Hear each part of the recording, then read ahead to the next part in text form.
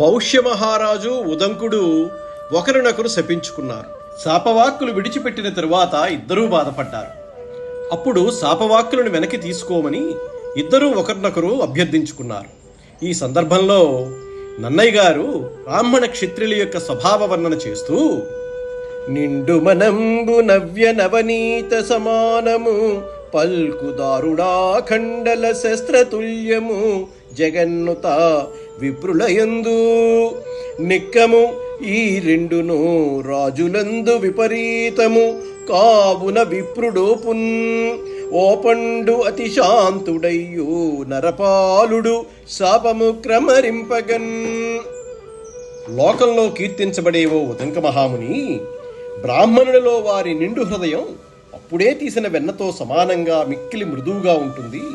మాట భయంకరమైన ఇంద్రుని వజ్రాయుధంతో సమానంగా పరుషమై ఉంటుంది. ఇది నిజం. మనసు పలుకు అనే రెండును రాజుల విషయంలో అందుకు విరుద్ధంగా ఉంటాయి. రాజుల మనస్సు వజ్రతుల్యంగా ఉంటుంది, పలుకు మాత్రం నవనీతంగా ఉంటాయి. కాబట్టి బ్రాహ్మణుడిచ్చిన శాపాన్ని ఉపసంహరించుకోవడానికి శక్తుడవుతాడు. మిక్కిలి శాంత స్వభావం కలవాడైనా సరే రాజు శాపాన్ని ఉపసంహరించుకోవడానికి శక్తుడు కాడు.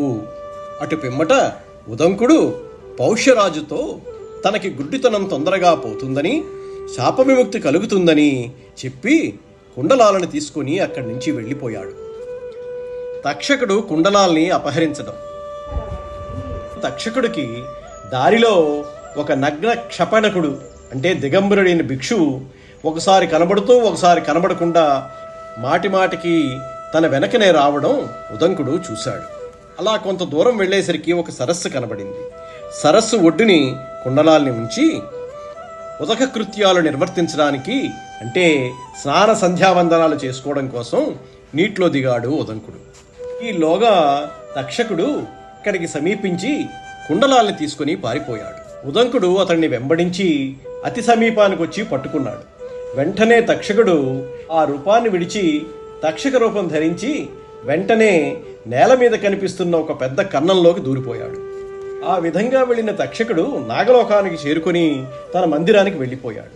ఇక్కడ ఉదంకుడు ఆ కన్నాన్ని పెద్దదిగా చేస్తూ ఒక కట్టితో తవ్వడం మొదలుపెట్టాడు. ఈ విధంగా కష్టపడుతున్న ఉదంకుడిని చూసి ఇంద్రుడు తన వజ్రాయుధాన్ని పంపించాడు. ఆ వజ్రాయుధం కట్టిలో ప్రవేశించి ఆ బిలాన్ని తవ్వేసింది.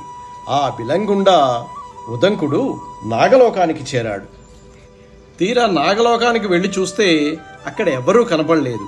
అంతా నిశ్శబ్దంగా ఉంది. ఇప్పుడు ఉదంకుడికి